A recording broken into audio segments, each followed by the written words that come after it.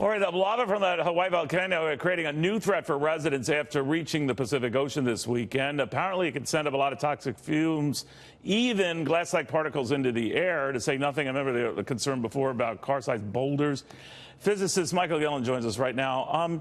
Michael, for those in the immediate area, I know officially, the Hawaiian agencies and like I said, there's no problem here. You can fly here. There's no concern about landing at any of the other islands, even the Big Island if you wanted to. But for residents in the immediate locale, what is it like? Well, the headline for them right now, Neil, is that Kilauea has now become a triple threat.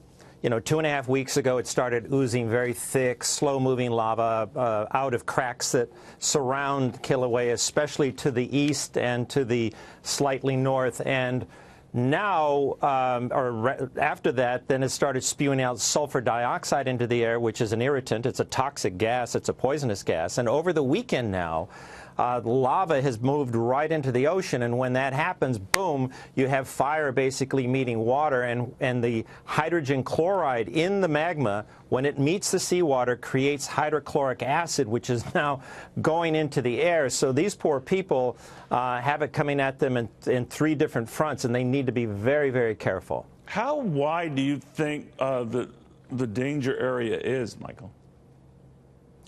Well, you know, the plume of hydrochloric acid is extended more than a dozen miles. So I would say, just from my experience in covering volcanoes, that it's the immediate southeast part of Hawaii.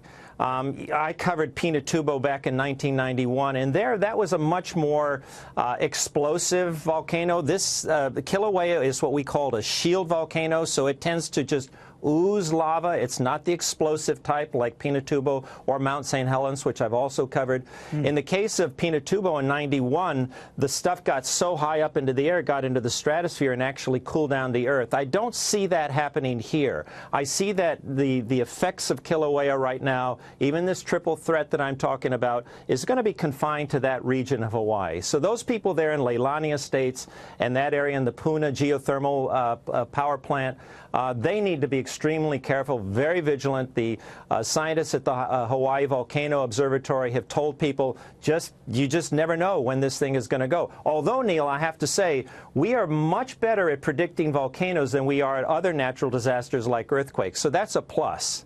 For people who are leery of going to the Big Island, they're still okay to go to the rest of Hawaii's beautiful, state, obviously. But what do you think of that? Yeah.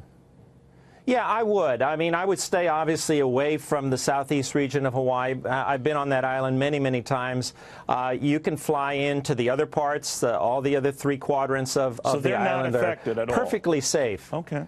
Not really. I mean, you have to be worried about staying upwind of the sulfur dioxide and the hydrochloric acid. Oh, right. But if you stay upwind of them in the other 3 quadrants, I think you'll be fine. And it's a beautiful island. Indeed it is. And that was a beautiful description of everything going on, Michael. Thank you very, very much. Physicist Michael Guillen in our LA Bureau.